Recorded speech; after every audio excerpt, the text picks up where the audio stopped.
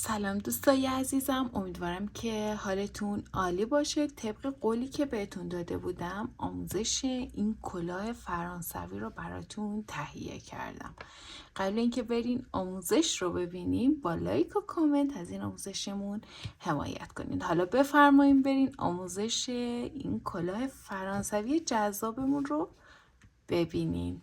خب دوستان ببینیم، برای بافت یه همچین کلاه فرانسوی ما باید یه سری قواعد و قانون رو بدونیم تا چه اندازه باید این گرد بافی رو ادامه بدیم، بعد اون ساده بافی داشته باشیم و کم کردن داشته باشیم. برای این قانون گرد بافی برای تمامی کلاه‌های فرانسوی هم ست میکنه، میتونیم با هر پترنی ببافیم. پس قانونش به این صورت است. من یه فرمولی براتون اینجا طراحی کردم که با این فرمول شما میتونین هر کلاه فرانسوی ببافین. خب فرمولمون هم به این صورته. میایم یه دور سر در نظر میگیریم. دور سر هر عددی که بود رو تقسیم بر یک عدد ثابت 3/14 میکنیم. این 3/14 ثابت است. اینجا یه عددی میاد، هر عددی که اومد ضرب در 1.5 میکنیم، دوباره این 1.5 هم ثابت هست. اینجا هر عددی که اومد میشه قطر گردبافی که ما انجام میدیم. دقیقا همین قطرمونه، این قطرمون میشه. به این صورت که اندازه بزنیم همین میشه. به طور مثال من اومدم دور سر رو 55 سانتی متر در نظر گرفتم. 55 رو تقسیم بر 3/14 کردم، اومد 17 خورده ای. دیگه من 17 خورده ایش رو ننوشتم، 17 رو نوشتم، ضرب در عدد ثابته 1.5 کردم، اومد 25.5. 25.5 رو دوباره میتونین گرد کنین، یا 26 در نظر بگیرین، یا 25 در نظر بگیرین، یا حتی خود 25.5 در نظر بگیرین که من اینجا به طور مثال 25 در نظر گرفتم.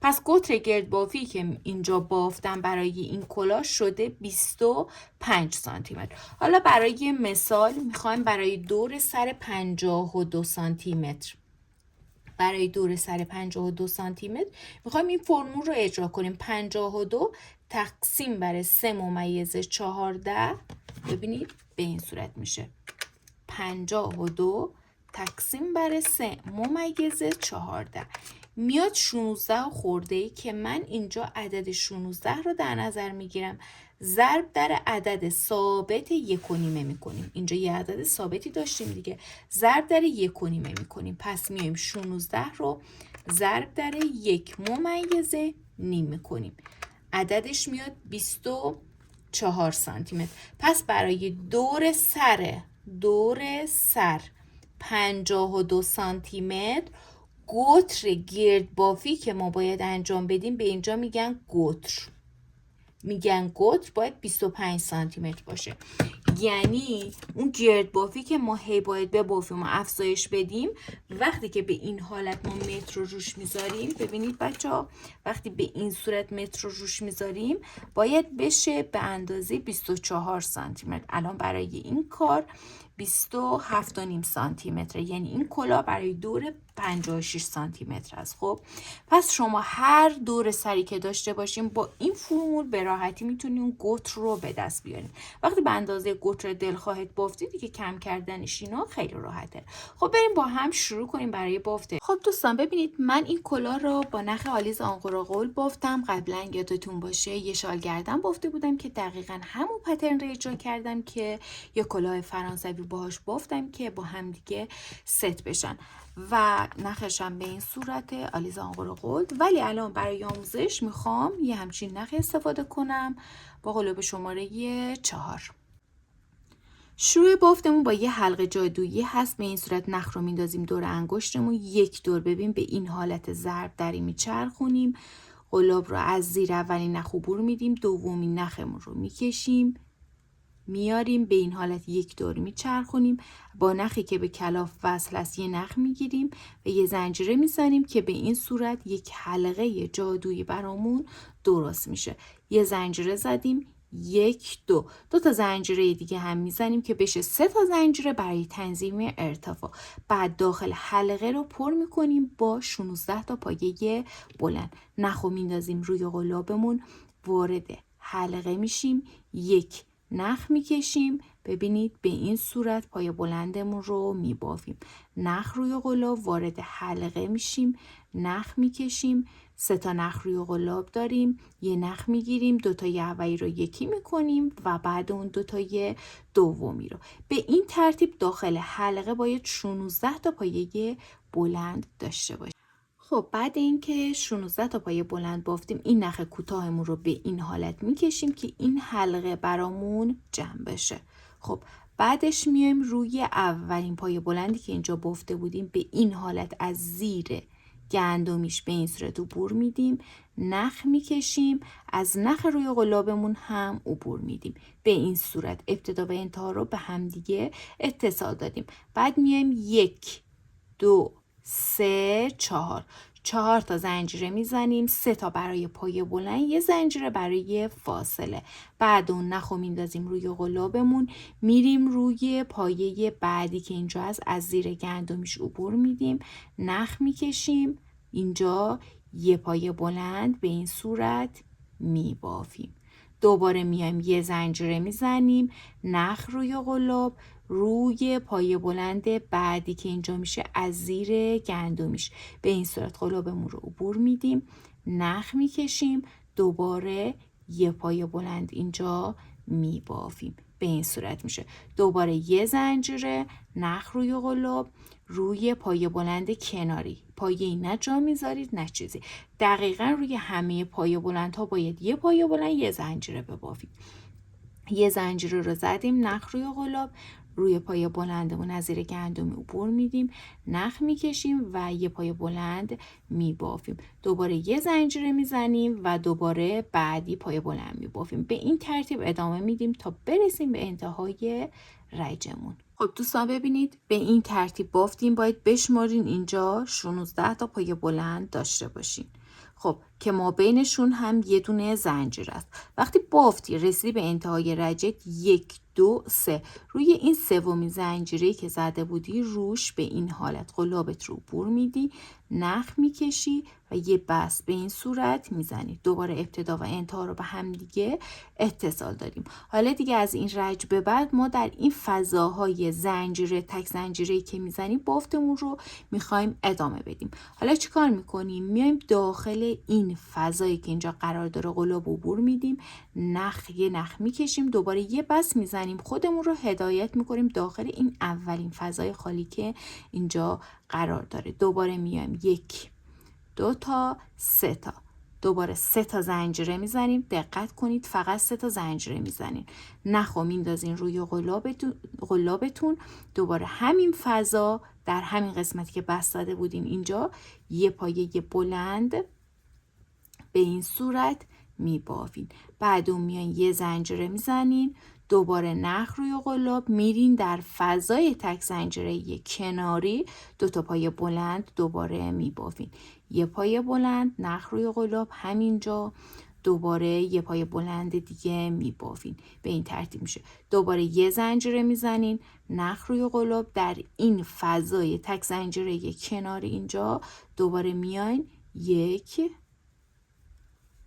2 پایه بلند میبافین. دوباره یه زنجیره میزنین، نخ روی قلاب، دوباره میرین در فضای تک زنجیره بعدی 2 تا پایه بلند میبافین.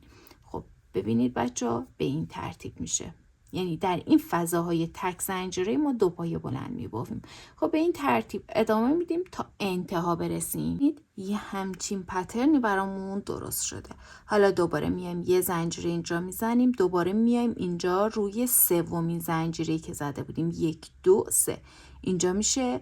دوباره قلاب عبور میدیم، نخ میکشیم و یک بست میزنیم. خب این رج در این فضاهای تک زنجیره‌ای که داریم میایم 3 تا پایه بلند میبافیم. پس خودمون رو با بست هدایت میکنیم به اولین فضای تک زنجیره‌ای که اینجا قرار داره. خب روی پایه بلند کناری از زیر گندم عبور میدیم، نخ میکشیم، یک بست میزنیم.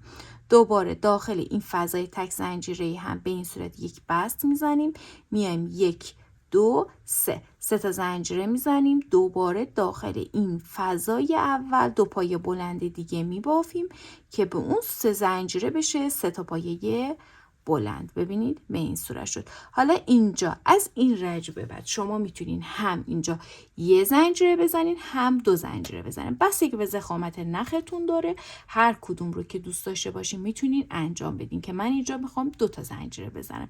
یکی رو زدم، بعدی رو هم میزنم چون یه مقدار نخم ضخامتش بیشتره. ولی کلاه قبلی رو برای این کلاه کلا با تک زنجیره ادامه دادم که یه مقدار بافتم منسجمتر هم باشه. خب پس اومدم اینجا داخل فضای اول 3 پایه بلند بافتم، 2 زنجیره یا یه زنجیره هر کدوم که اوکی بودین رو میزنین. دوباره در فضای خالی بعدی یا زنجیره بعدی میایین 3 پایه بلندتون رو میبافین. 1 2 تا و 3 تا پایه بلندمون رو میبافیم. دوباره میایم 1 یا 2 تا زنجیره میزنیم، بعدی که اینجا میشه 3 تا پایه بلندمون رو میبافیم. 1 پایه بلند، 2 تا پایه بلند، 3 تا پایه بلند. دوباره 1 یا 2 تا زنجیره میزنیم. به این ترتیب ادامه میدیم تا انتهای رجم. خب بچه ها ببینید بافتم، رسیدم به انتها. میام دوباره روی 1 2 3 سومین زنجیره‌ای که اینجا بافته بودیم به این صورت قلابمون رو عبور میدیم. 1 بست میزنیم، دوباره با بست خودمون رو میرسونیم به این فضای تک زنجیره یا 2 زنجیره هر کدوم که بود به اون میرسونیم. از زیر گندمی ها به این حالت عبور میدیم و چیکار میکنین؟ میایین به این ترتیب شلال میزنیم. دوباره اینجا هم شلال میزنیم و بعد اون 1 2 3 تا زنجیره میزنیم. دوباره در این فضای اول 2 تا پایه بلند دیگه میبافیم که بشه 3 تا پایه بلند. بعد اون 1 یا 2 تا زنجیره میزنیم. دوباره بعدی هم 3 پایه بلندت رو میبافی. 1 2 تا 3 تا. خب دوباره 1 یا 2 تا زنجیره میزنید. دوباره بعدی که اینجا میشه 3 پایه بلندت رو میبافی. خب بعد اینکه 3 تا از این فضاها رو بافتی، دوباره 1 یا 2 تا زنجیرت رو میزنی. اینجا ما باید افزایش داشته باشیم برای اینکه بتونیم این گرد بافی رو ادامه بدیم با همین 3 تا پایه بلندمون. پس برای این کار باید اینجا افزایش داشته باشیم. دقت کنین که افزایشمون به چه صورت خواهد بود. در فضای بعدی ابتدا میایم 3 تا پایه بلند میبافیم، 2 تا و 3 تا. دوباره 1 یا 2 تا زنجیره میزنیم. دوباره نخ روی قلاب، همین فضا همین قسمت دوباره 3 پایه بلند دیگه میبافیم. یعنی توی این رج ما 3 تا تکی میبافیم، 4می رو 2 تا میبافیم. 3 تا تک، 4می رو 2 تا میبافیم. ببینید به این صورت شد. حالا میای 1 یا 2 تا زنجیرت رو میزنی. دوباره 1 2 3 تا فضای بعدی رو هر کدوم فقط 3 پایه بلند میبافی. به این صورت 1 2 3. خب من ببافم. خب ببینید 1 2 3 این 3 تا رو به صورت تکی بافتم. دوباره 1 یا 2 تا زنجیرت رو میزنی. دوباره بعدی افزایش انجام میدی. 1 2 تا و 3 تا. دوباره 1 2 2. حالا 1 یا 2 تا زنجیرت رو میزنی. دوباره همین قسمت 3 تا پایه بلندت رو میبافی. ببینید بچه ها اگه میخواین سوراخ‌های روی بافتتون کوچیک‌تر باشه یه زنجیره بزنید. اگه میخواین درشتر باشه 2 تا زنجیره بزنید.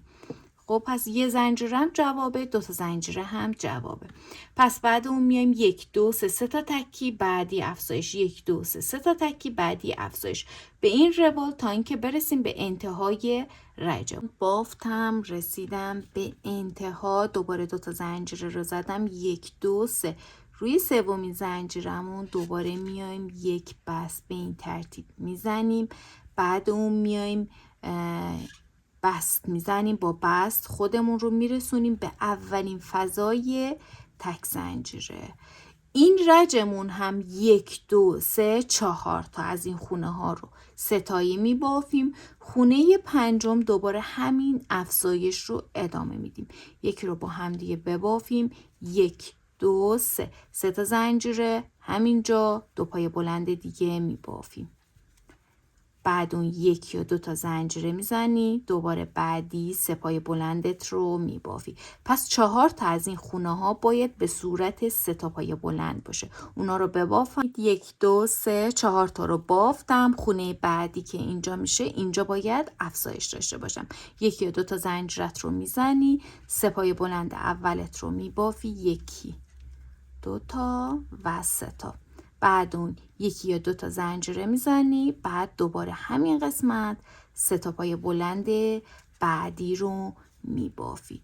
خب با همین روال ادامه میدی که برسی به انتهای رجت. 1 2 3 4 تا رو میبافی، دوباره پنجمی افزایش انجام میدی. به این ترتیب برسیم به انتهای رجمون. دوستان ببینید بافتم، رسیدم انتها. ابتدا و انتها رو به هم وصل کردم. دوباره با بست خودمون رو میرسونیم داخل فضای زنجیره اول به این صورت. خب 1 2 تا، دوباره 3 تا زنجیره میزنیم، نخ روی قلاب، 2 تا پای بلند دیگر رو میبافیم که بشه 3 تا پای بلند. این رجمون هم 1 2 3 4 5 تا میبافیم، روی ششمی افزایش انجام میدیم. بچه دیگه از این رج به بعدش تکراریه، نمیخوام ویدیو رو طولانی کنم. پس هر یک رجی که میریم بالا یه دونه به این پایه های تکی ستایی اضافه میشه. یعنی ما با 3 پایه 1 2 3 3 تا رو تکی بافتیم، بعدی رو افزایش دادیم. بعد اون 1 2 3 4 تا رو تکی بافتیم، بعد اون افزایش انجام دادیم. خب حالا الان این رجی که میخوایم شروع کنیم 1 2 3 4 5 تا رو میبافیم، بعدی افزایش 1 2 3 4 5 تا رو میبافیم، بعدی افزایش. حالا رج بعد اگه وجود داشته باشه اون رج رو هم 6 تا رو تکی میبافیم. مثلا اینجوری 1 2 3 4 5 6 تا رو تکی میبافیم، هفتمی رو 2 تایی. این کار رو تا جایی ادامه میدیم که به قطر مورد نظرمون برسیم. وقتی به این صورت متر رو میذاریم، اگه دور سر 52 بود باید بشه 24 سانتی متر. اگه 55 بود باید بشه 26. اگه 56 بود باید بشه 27 سانتی متر. خب پس به این ترتیب طبق همون فرمولی که گفتم این گرد بافی رو به این صورت باید بذاریم. الان برای من 18 سانتی متره. من باید به اندازه تعداد رج هام رو تکرار کنم که بشه 24 سانتی متر. پس من هی این رج ها رو تکرار میکنم که بشه قطر این کارم 24 سانتی متر. بعد اون میام برای ادامه. خب دوستان ببینید گفته بودیم که به اندازه 24 سانتی متر این گرد بافی رو باید انجام بدیم. خب من همین کار رو انجام دادم، شده به اندازه 24 سانتی متر، یعنی به اندازه 24 سانتی متر این گرد بافی رو انجام دادم. وقتی به اون اندازه که میخواستین رسیدین، حالا شما میتونید رج‌های بیشتری تکرار کنید، به اندازه 26 27 سانتی متر برسین. وقتی که به اون اندازه دلخواهتون رسیدین دیگه میاین به اندازه 3 الی 7 سانتی متر. بچه‌ها ببینید به اندازه 3 الی 7 سانتی متر ساده بافی میکنید. ساده بافی یعنی چی؟ یعنی اینکه نه افزایش داری نه کاهش.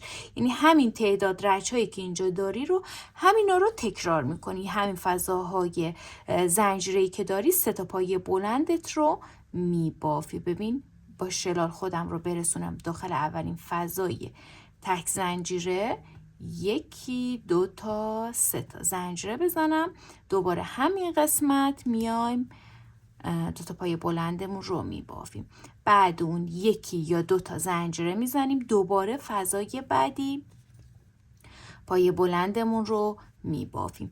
پس این رجی که الان داریم تکرار میکنیم رو شما به اندازه ادامه میدین که به اندازه 3 یا 7 سانتی متر برسه. حالا میتونه بازه 5 6 هر کدوم که شد ایرادی نداره. پس من این ساده بافی رو ادامه میدم در این فضاهای خالی. این قسمت ها هر کدوم 3 تا پایه بلند میبافی. به این صورت افزایشی نداریم.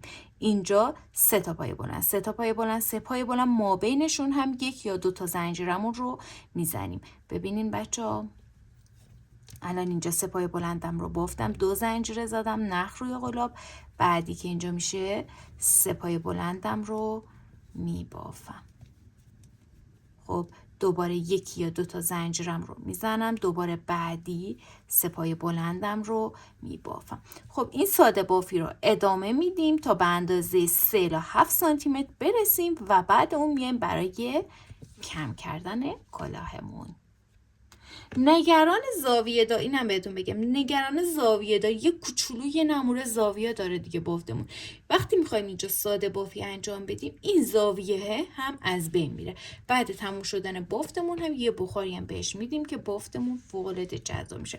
من میخواستم کارم یه مقدار نرم بشه، به خاطر همون قلاب بزرگتر انتخاب کردم. اگه شما میخواید منسجم‌تر باشه میتونید قلاب کوچیک‌تری انتخاب کنید برای بافتتون. خب میبافم، بعد میام برای کم کردنه. خب ببینید دوستان، من ساده بافی که گفته بودم رو انجام دادم. 2 تا رج بافتم. الان بیام اندازه بزنم ببینم که چند سانت شده. 2 رجم. 2 رج شده 3 سانتی متر و این برای من کافیه. شما همونطور که گفتم میتونید تا 7 سانتی متر هم این ساده بافی رو ادامه بدین که خب کارتون یک مقدار لختر شلتر میشه. هر چقدر بیشتر باشه به همون اندازه هم لختی و شلیش هم بیشتر خواهد بود. خب حالا میخوایم برای قسمت کم کردنش. بچه‌ها ما میایم میبینیم که توی رج آخر بعد هر چند تا از این خونه های تکی اومدیم افزایش ها رو انجام دادیم. ببین اینجا افزایش داریم 1 2 3 4 5 6 تا 6 تا به این حالت تکی بافتم، بعد افزایش انجام دادم. حالا برای کاهش هم دقیقاً همین کار رو تکرار میکنم. 6 تا از این خونه ها رو به صورت تکی میبافم، خونه 7 و 8 رو با هم دیگه ادغام میکنم. حالا دوباره ببینید با شلال خودمون رو میرسونیم داخل اولین حلقه. 1 2 تا 3 تا زنجیرمون رو میزنیم نخ روی قلاب، همینجا میایم 3 تا پای بلندمون رو میبافیم. خب حالا 2 یا 1 زنجیره رو میزنیم، دوباره بعدی هم همینطور 3 تا پای بلندمون رو میبافیم. پس 6 تا از خونه هامون رو به این ترتیب میبافیم. نحوه ادغام یا کم کردن رو هم بهتون میگم.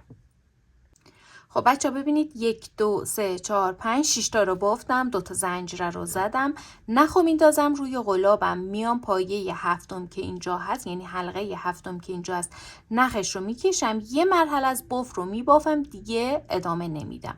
دوباره نخ روی قلاب میرم داخل حلقه بعدی. اینجا میخوایم ادغام کنیم، یعنی اینجا یه پایه میبافیم ادغامش میکنیم با این. اینجا پایه‌مون رو به طور کامل نمیبافیم. دقت کنید یه باری دیگه بهتون بگم، 2 زنجیرمو زدم، 1 یا 2 زنجیره، نخ روی قلاب وارد این حلقه میشیم، این خونه فضای خالی میشیم، نخ میکشیم، یه مرحله از باف رو میبافیم، یعنی 2 تا از نخهای اولی رو یکی میکنیم، 2 تا نخ روی قلاب میمونه. اینا رو دیگه کور نمیکنیم، نخ روی قلاب میریم خونه بعدی، نخ میکشیم، دوباره اینجا یه مرحله از باف رو میبافیم، 3 تا نخ روی قلاب داریم، یه نخ میگیریم و هر 3 تا رو با هم دیگه یکی میکنیم.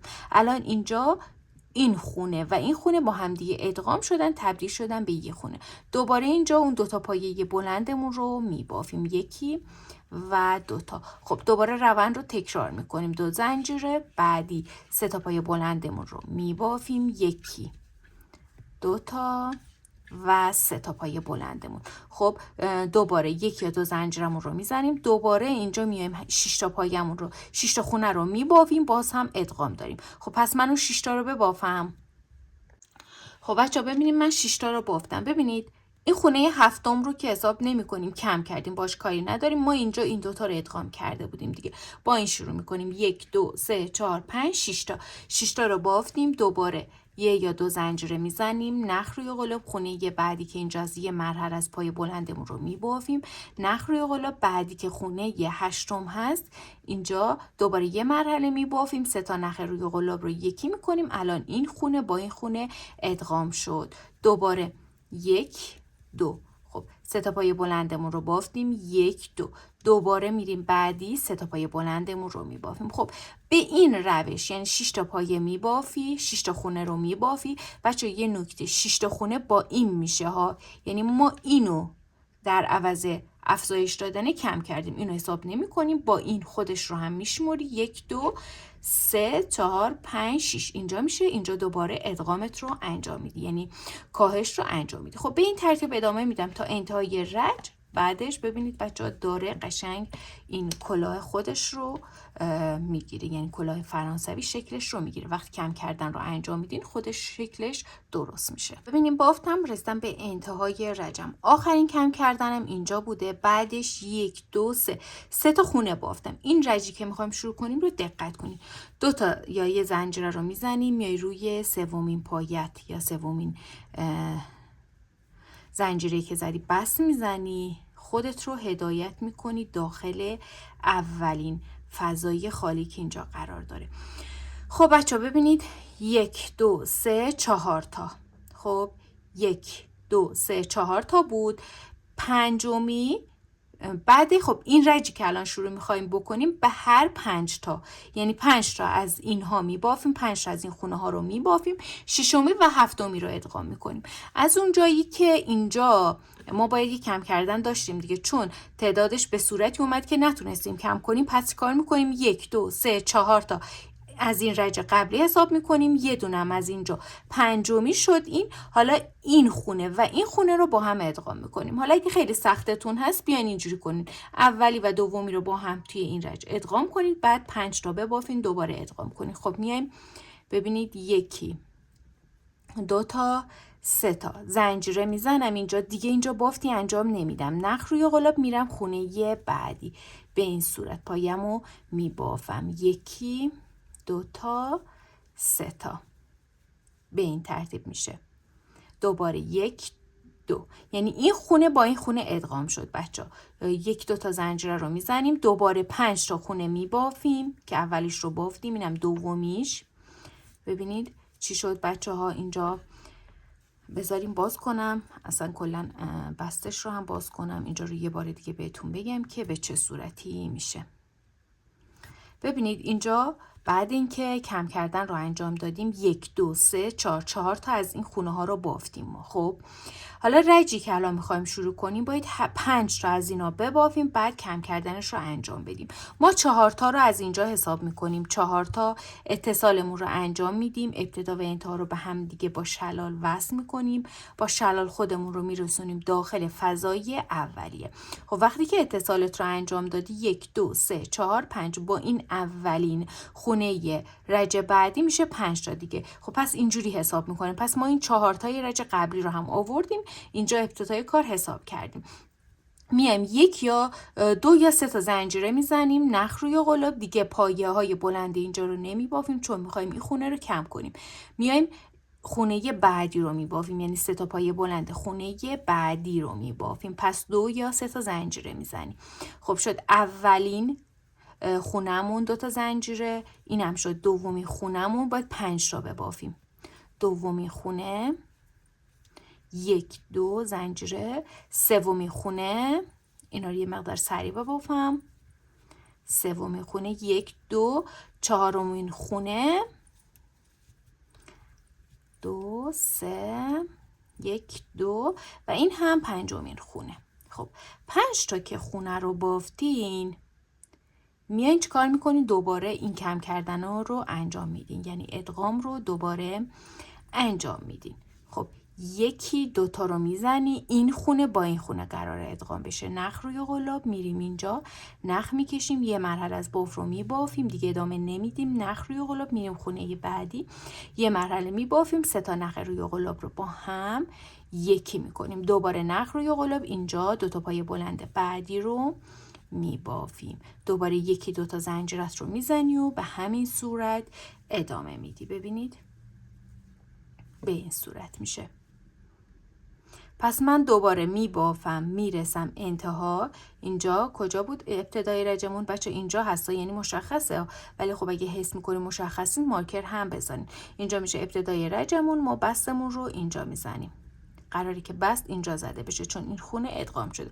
خب به این صورت 5 تا خونه میبافم بعد ادغام میکنم، 5 تا خونه میبافم بعد ادغام میکنم. خب ببینیم بچه ها، من بافتم رسیدم به انتهای کارم، میام روی، ببین با این 3 تا زنجیره یا 2 زنجیره که زدیم کاری نداریم، اینجا 2 تا یا یه زنجیرمون رو میزنیم، میایم روی اولین پایه بلندی که اینجا بافته بودیم به این صورت یک بست میزنیم که ابتدا و انتها رو به هم اتصال بدیم. حالا خودمون رو با یه بست میرسونیم داخل حلقه بعدی. به این صورت از زیر گندمی ها عبور میدیم، میرسونیم داخل این حلقه. 1 2 3 سه تا زنجیرمون رو میزنیم اینجا. ببینید بچه ها اینجا کجا ادغام کردیم؟ اینجا ادغام کردیم دیگه. این رجی هم که میخوایم شروع کنیم 4 تا از این خونه ها میبافیم، بعد ادغام میکنیم. 1 2 تا 3 تا. خب 1 2 3 و اینم حساب میکنیم که بشه 4 تا. خب یعنی این خونه رو الان باید ببافیم. ببینید 3 تا از اینجا در نظر میگیریم. 1 2 3. خب 3 زنجیره زدم، 2 پای بلندم رو میبافم اینجا. خب دوباره میام 1 2 تا زنجیره میزنم. حالا این 2 تا خونه رو ادغام میکنم. میتونستیم مثل رج قبل همین ابتدای خونه رو هم ادغام کنیم، ولی چون نمیخوایم به این طور زنجیره هایی روی بافتمون ایجاد بشه، به خاطر همین این خونه اولی رو بافتیم. حالا میریم خونه بعدی رو ادغام میکنیم. یه مرحله میبافیم، دوباره میریم بعدی، یه مرحله میبافیم. 3 تا نخ روی قلاب داریم، هر 3 تا رو با هم یکی میکنیم. یک بار ادغام رو به صورت آهسته براتون بگم. ببینید 2 تا زنجیره زدیم، نخ روی قلاب، میایم وارد این خونه اولی میشیم، 1 نخ میکشیم، یه مرحله از باف رو میبافیم، یعنی 2 تا نخ اولی رو میبافیم. 2 تا نخ روی قلابمون میمونه دیگه، اینو نمیبافیم، همینطوری نگه میداریم. دوباره نخ رو میندازیم روی قلاب، میریم خونه بعدی. به این صورت عبور میدیم، نخ میکشیم، دوباره یه نخ میگیریم، 2 تا اولی رو میبافیم و بعد یه نخ میگیریم، 3 تا نخ رو با هم یکی میکنیم. دوباره اینجا ادغام شد. حالا 2 تا پای بلند بعدی رو میبافیم. خب دوباره 1 2 تا زنجیره میزنیم.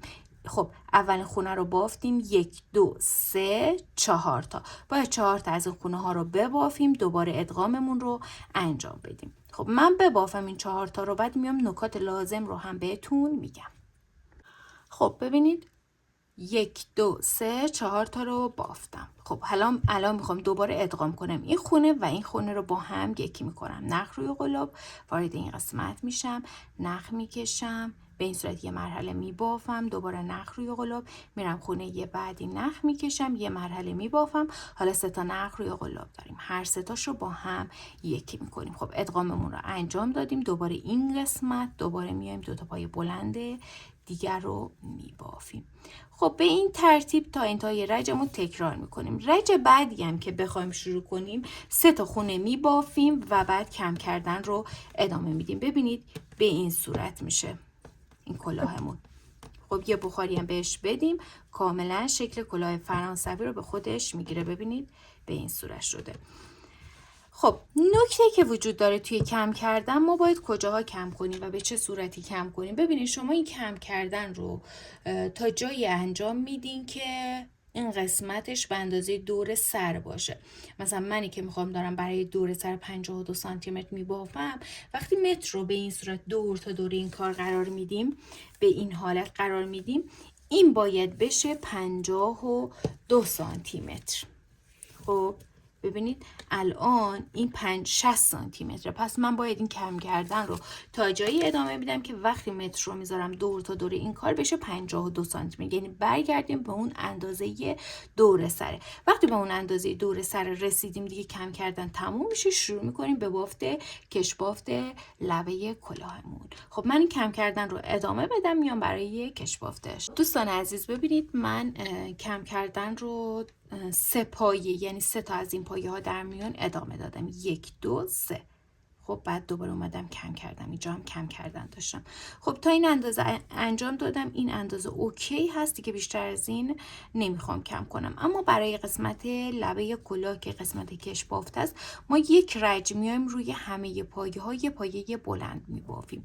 یعنی اینجا الان بس زدم، 3 زنجیره زدم، روی پایه بعدی هم که اینجا هست یک پایه بلند میبافم، دوباره بعدی هم که اینجا هست یک پایه بلند میبافم.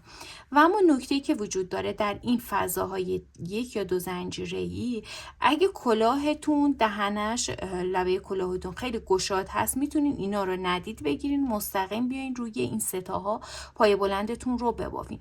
اما اگه نه دقیقاً اندازه است، در این فضاهای 1 یا 2 زنجیره‌ای بیاین یک پایه بلند یا 2 تا پایه بلند ببافین، بستگی به شما داره. من اینجا الان یه پایه بلند بافتم، دوباره میام روی این 3 تا پایه بلند ها هم هر کدوم یه پایه بلند میبافم.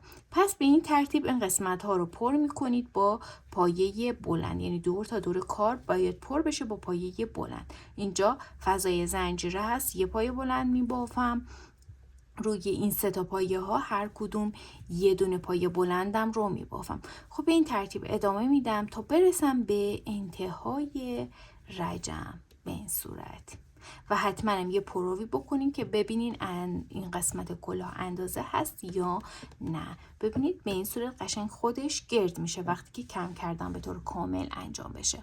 خب میبافم. خب ببینید همونطور که بهتون گفتم اینجاها رو پر کردم با پایه بلند و الان میخوام که یک پایه به صورت برجسته از رو ببافم، یک پایه به صورت ساده بافی کنم. خب اینجا که بستم رو زدم روی سومی زنجیره، میام یک زنجیره میزنم. البته 2 تا زنجیره بزنیم که بهتر ارتفاع نخمون رو تنظیم کنیم. نخ رو میندازیم روی قلابمون، روی همین اولین پایه، یعنی با این 3 تا زنجیره که در ابتدا زده بودیم. ببین از اینجا برای برجسته بافی از اینجا به این صورت بور میدیم، از این سمت در میاد، به این حالت میکشیم، 3 تا نخ روی قلاب داریم. همون پایه بلندمون رو میبافیم. به این میگم پایه بلند برجسته. پایه بعدی که این پایه بلندمون هست از زیر گندمی به این صورت، از اینجا عادی همون عادی پایه بلندت رو میبافی. دوباره پایه بعدش رو به صورت پایه برجسته از رو میبافی، نخ روی قلاب. بعدی اینجا میشه به این حالت، از اینجا بور میدی، از این یکی سمت در میاد و برجسته رو میبافی. دوباره پایه بعدی که اینجا هست به صورت عادی میبافی، همون پایه بلند سادت رو میبافی، نخ روی قلاب. پایه بعدی که این پایه است بچه دیگه نباید اینو ببافین چون اینو به صورت ساده بافتیم، میایم این یکی رو میبافیم. اینجا رو دقت کنید. خب به صورت برجسته میبافیم، پایه بعدی که این پایه هست به صورت ساده میبافیم. اینجا یه بار بهتون میگم دقت کنید بچه ها، این پایه رو ما بافتیم باش کاری نداریم، این رو به صورت پایه برجسته میبافیم. از اینجا قلاب عبور میدیم، از این یکی سمت در میاد و به این حالت پایه بلندمون رو میبافیم. خب بچه ها به این صورت تا انتهای رجمون این کار رو تکرار میکنیم. خب دوستان ببینید این رجمونم به انتهای خودش رسوندم. ببینید به این حالت شده بافته، اون خیلی جذاب میشه. میایم روی اولین پایه بلندی که اینجا بافته بودیم به این صورت، از زیر گندمش عبور میدیم، نخ میکشیم و از نخ روی قلاب عبور میدیم. دوباره 2 تا زنجیره میزنیم که تنظیم ارتفاع کنیم، نخ روی قلاب روی همین پایه که به صورت برجسته بافته بودیم بچه. دوباره همینجا رو میای برجسته میبافی و این پایه که به صورت ساده بافته بودی دوباره ساده میبافی. دوباره این پایه که به صورت برجسته است دوباره به صورت برجسته میبافی. پس پایه های ساده رو به صورت ساده پایه بلندش رو میبافی، پایه های برجسته رو به صورت برجسته. از این قسمت به این صورت عبور میدی، از این یکی سمت در میاد و پایه بلند برجسته میبافی. خب تا انتهای رجمون دوباره همین کار رو تکرار میکنیم تا هر اندازه که دوست داری این کش بافتت باشه به همین روش ادامه میدی. یعنی رج بعد که میخوای شروع کنی دوباره برجسته ها برجسته، پایه های ساده ساده، برجسته ها برجسته، پایه های ساده ساده، برجسته ها برجسته و پایه های ساده ساده. من فقط همین یه دونه رج رو میبافم دیگه، بعد این بافتم به طور کل تموم میشه. ببینید دوستان بافتمون اینجا به انتهای خودش رسوندیم. نخمون رو یه مقدار بلندتر کات میکنیم. من یه بست زده بودم، نخم رو به طور کامل میکشم و میبرم پشت بافتم مخفی میکنم این قسمت ها به این صورت میبریم داخل. یه نکته هم در مورد این نخ وسط کار بهتون بگم. ببینید بچه از اینجاها به این صورت یه زنجیره بزنید که این نخ محکم بشه، باز نشه به مرور که میخواین استفاده کنیم و بعدش به این حالت ببرین داخل بافتتون. این هم از آموزش این کلاه فرانسوی خیلی جذابمون که شما میتونید با هر نخ این کار رو ببافین، که من با 2 نوع نخ این کار رو بافتم، هر دوتاش خیلی جذاب شده. اینو بخار دادم، فعلا اینو ندادم، اینم بخار بدم یه حالت لختی به خودش میگیره. اینم از آموزشمون، امیدوارم که ببافین و لذتش رو ببرین و حتما عکس دست بافتاتون رو برای منم ارسال کنین. دوستتون دارم، خیلی زیاد مراقب خوبی هاتون باشید.